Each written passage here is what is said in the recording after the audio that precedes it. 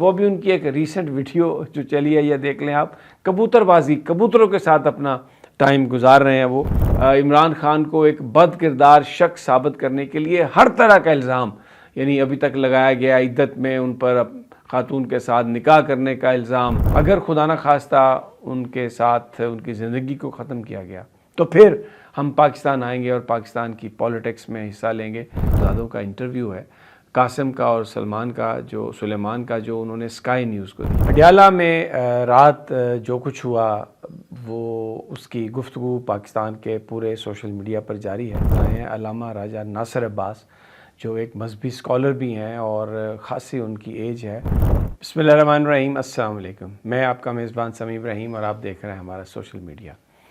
पटियाला में रात जो कुछ हुआ वो उसकी गुफ्तगू पाकिस्तान के पूरे सोशल मीडिया पर जारी है। बहुत सारे लोगों को गिरफ़्तार किया गया, लेकिन ख़ास तौर पर जो इमेजेस आए हैं अल्लामा राजा नासिर अब्बास जो एक मजहबी स्कॉलर भी हैं और ख़ासी उनकी एज है, उन पर भी पानी फेंका गया, उनकी पगड़ी भी गिराई गई और कई दफ़ा वो ख़ुद भी गिरे, उनकी तबीयत बहुत ख़राब। इसके अलावा अलीमा खान साहबा और जो इमरान खान की दूसरी बहनें हैं उन पर भी वाटर कैनन से पानी को फेंका गया। गिरफ़्तारियाँ भी हुई, लोगों को मारा पीटा भी गया वहाँ पर, और जो रिपोर्ट्स हैं गिरफ़्तार करके लोगों को ठंडी ज़मीन पर भी लेटाया गया। और बहुत सारे लोग कहते हैं कि इसकी ज़रूरत नहीं थी क्योंकि जो मुज़ाहिरीन की तादाद बहुत कम थी और वो कोई ऐसी गैर कानूनी एक्टिविटी में नहीं थे, सिर्फ़ वो अपने भाई से मिलने आई थी इमरान खान साहब की बहनें, और उन्होंने सरकार ने मिलने नहीं दिया और वो वहाँ पर बैठकर पुरअमन एहतजाज कर रहे थे। बहरहाल आज इंसदाद दहशतगर्दी की अदालत में पेश किया जा रहा है जिन लोगों को गिरफ़्तार किया गया। अब फ़ैसला ये किया गया है, PTI ने ये फ़ैसला किया है कि वो हर ट्यूसडे को अडयाला जेल के बाहर प्रोटेस्ट करेंगे और अलीमा खान साहबा के साथ जाएंगे, और बज़ाहिर उसमें लोगों की तादाद में हमें इजाफ़ा नज़र आ रहा है। एक और बहस जो छिड़ गई है यहाँ पर वो इमरान खान साहब के साहबजादों का इंटरव्यू है, कासिम का और सलमान का, जो सुलेमान का, जो उन्होंने स्काई न्यूज़ को दिया।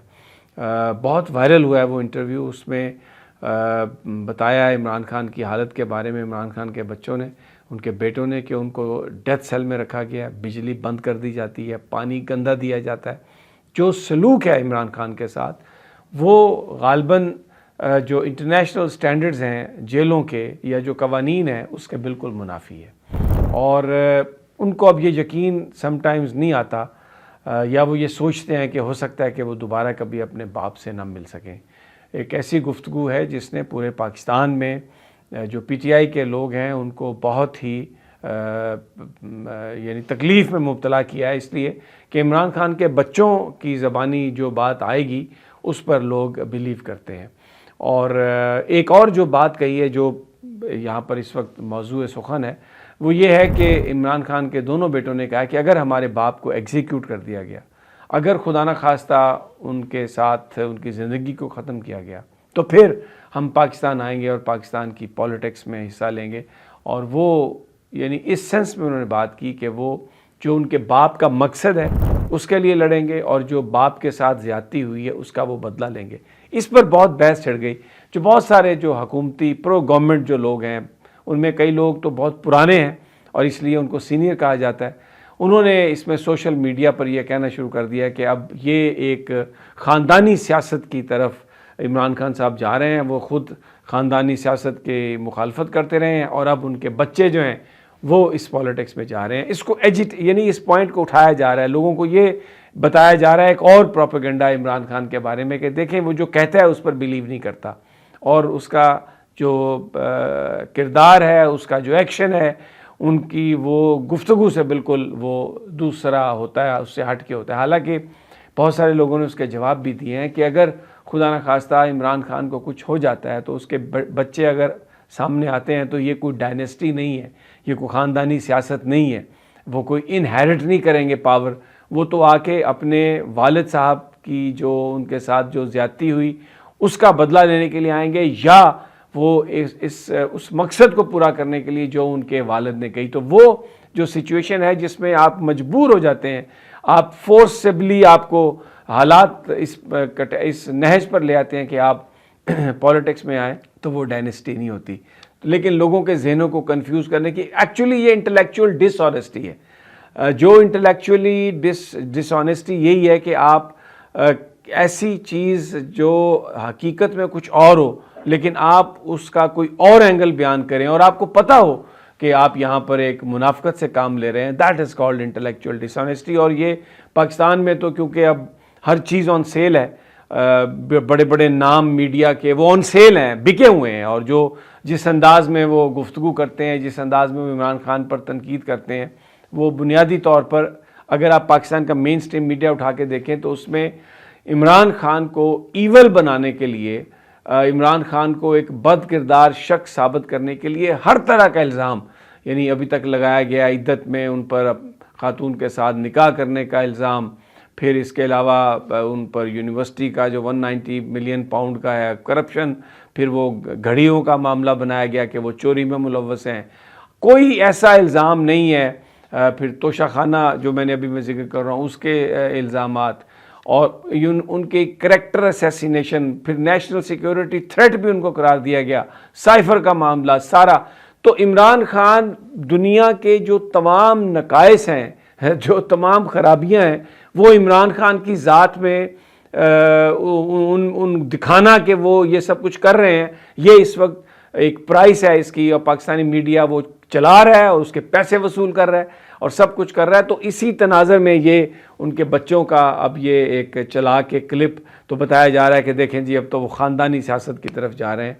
हालांकि ये जो चीज़ है वो ख़ानदानी सियासत नहीं क्रिएट करती उससे, बल्कि उससे शहदा पैदा होते हैं, उससे निज़ाम में रेजिस्टेंस करने वाले पैदा होते हैं। तो ये एक मुहिम जो है वो जारी है। अच्छा, इसमें एक और चीज़ मैं आपको दिखाना चाहता हूँ। अगर आप देखें, अली अमीन गंडापुर जब वज़ीर आला थे तो वो इमरान खान की बहुत बात करते थे। हालांकि उन पर यह इल्ज़ाम था कि उन्होंने जो तहरीक को जिस अंदाज़ में चलाया, मायूसी पैदा हुई, 3 दफ़ा लोगों को लेके आए, लेकिन एंड पे जिस तरीके से वो गायब हुए, लोगों आज तक लोगों को प्रॉब्लम आ रही है कि वो जो PTI की मिडिल लीडरशिप है उसके हवाले से वो ट्रस्ट करने के लिए तैयार नहीं है और शायद उस तरह बाहर निकलने के लिए तैयार नहीं है। और उसकी वजह ये नहीं है कि वो कोई इमरान खान के लिए उनकी मोहब्बत में कमी है, वो इन लोगों पर ट्रस्ट नहीं करते। तो वो भी उनकी एक रीसेंट वीडियो जो चली है, यह देख लें आप, कबूतरबाजी, कबूतरों के साथ अपना टाइम गुजार रहे हैं वो।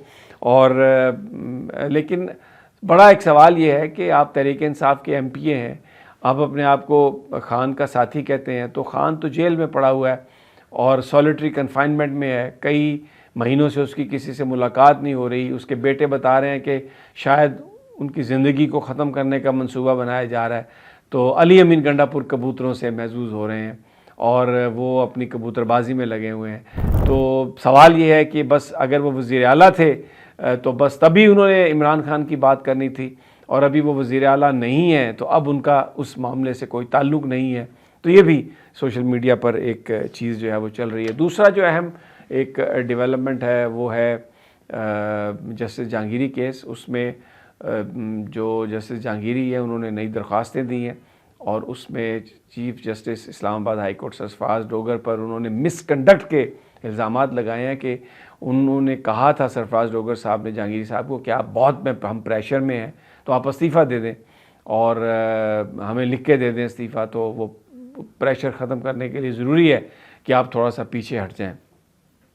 और भी इस तरह की जो गुफ्तगू और जजेस के साथ भी हुई है, तो जहांगीरी साहब ने उसको एक रेफरेंस फ़ाइल किया है उनके ख़िलाफ़ के मिसकंडक्ट का है, और उन्होंने दरख्वास्त दी है कि जो सरफराज डोगर साहब हैं उनको बेंच से अलहदा हो जाना चाहिए। तो एक ये बहस भी और एक ये भी चल रहा है मामला कि वो जजेस जिन्होंने हुकूमत को रेजिस्ट किया, आइन और कानून की बात की और किसी भी दबाव में आकर फ़ैसले से इनकार किया, जिन्होंने यहाँ पर इस्लामाबाद के हलके खोलने की कोशिश की, क्योंकि उससे ये जो चोरी थी इलेक्शन की वो बेनकाब हो जाती, और आपको पता है कि चोरी कैसे हुई है। तो उनको एक मिसाली सज़ा देने के लिए, ताकि कोई दोबारा सर उठा के ये बात ना कर सके उनके ख़िलाफ़ जो कार्रवाई हो रही है। लेकिन जहांगीरी साहब मुकम्मल रेजिस्ट कर रहे हैं। उन्होंने अकरम शेख साहब को हायर किया, उन्होंने इसके अलावा भंडारी बड़े ज़बरदस्त वकील हैं उनको, और जस्टिस और जो बैरिस्टर सलाउद्दीन है वो उनका केस लड़ेंगे। तो वो आखिरी हद तक, आखिरी दम तक जहांगीरी साहब ने लड़ने का फ़ैसला किया है, सियासी जंग लड़ने का और कानूनी जंग लड़ने का। और and the case is getting very interesting. अब वो जा रहा है मोड में। अब देखना ये है कि अदालत कैसे बिहेव करती है, सरफराज डोगर साहब कैसे बिहेव करते हैं। मुझे अगली वीडियो तक इजाज़त, इंशाल्लाह जल्द मुलाकात। अल्लाह निगहबान।